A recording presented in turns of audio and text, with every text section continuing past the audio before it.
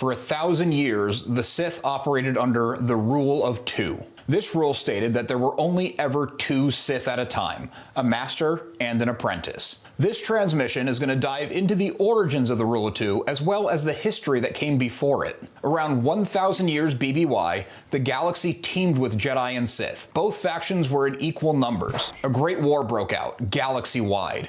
The Jedi were able to stay unified, fighting as one. The Sith, vying for power amongst themselves, fought each other just as much as the Jedi.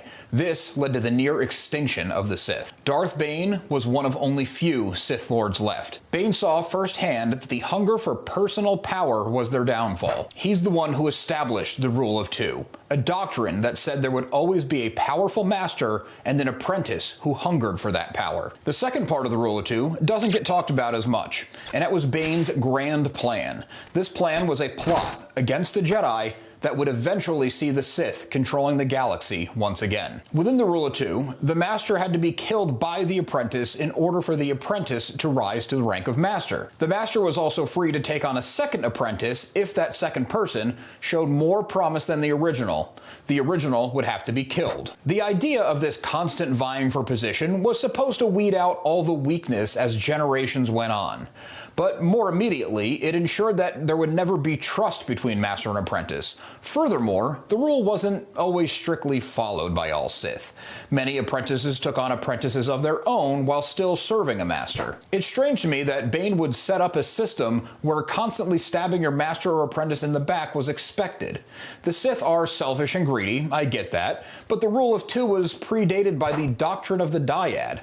This doctrine focused on the rare but incredibly strong Force bond between the two Force users. It was believed that a real Dyad would unlock the true potential of the dark side of the Force. Because a Dyad was a strong bond between two individuals, it would avoid all the backstabbing and treachery so prevalent in the Rule of Two. It's strange Bane missed that part of what would make the Dyad work. During the time when the Sith were operating under this rule, it's said that many Sith Masters tried to force a Dyad through will alone. Darth Plagueis is said to have tried with Darth Sidious before Darth Sidious betrayed and murdered his master.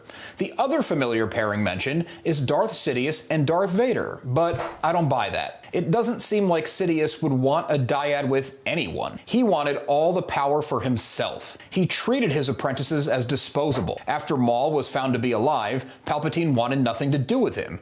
Dooku was a means to an end as Palpatine waited for Anakin to be ready to fall.